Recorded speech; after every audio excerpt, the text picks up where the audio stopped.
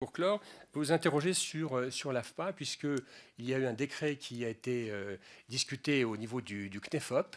Et ce décret est passé en Conseil d'État et également devant la Commission européenne. J'ai cru savoir que ce décret avait été très largement mis en cause.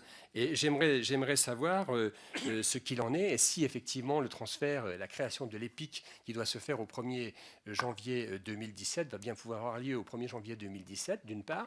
D'autre part, je tiens à réaffirmer que Région de France, l'ensemble des régions de France, a appuyé la création de cette EPIC et qu'il est bien nécessaire de considérer que l'AFPA est un centre de formation important, différent des autres, avec des charges qui sont aussi différentes. Il y a souvent de l'hébergement, mais et que je voudrais que nous souhaitons véritablement que l'AFPA puisse continuer l'action qu'elle mène depuis maintenant 70 ans auprès des demandeurs d'emploi en particulier. Merci, Monsieur Rocheboine.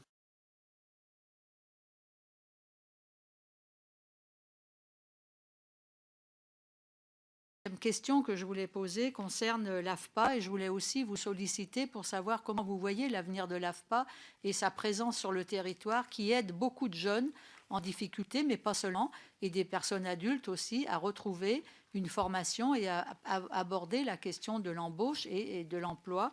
Et donc, si vous pouviez nous donner quelques réponses sur ce sujet. Enfin, je voulais...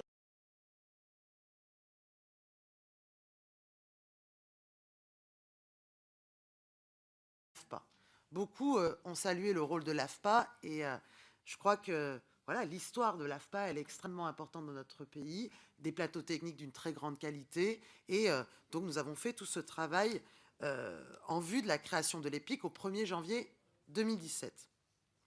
Il y a des étapes importantes qui restent à franchir dans ce cadre-là pour assurer vraiment la pleine opérationnalité de cette EPIC au 1er janvier.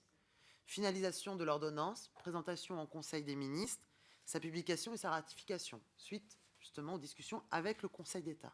Deuxième enjeu, la création de la filiale en charge de l'activité de formation des salariés, l'affectation des personnels entre l'EPIC et la filiale.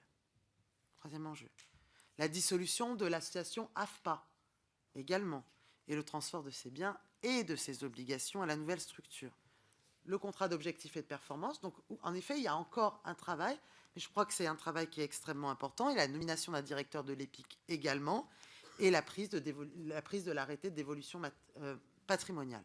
Donc, il y a encore de nombreuses étapes à franchir. Nous le faisons vraiment en défendant bien sûr à la fois nos points de vue, en respectant à la fois le droit national et le droit communautaire, c'est important, mais aussi en rassurant bien sûr aussi les salariés sur le fait que nous sommes tous détenteurs de cette histoire de l'AFPA et de l'efficacité.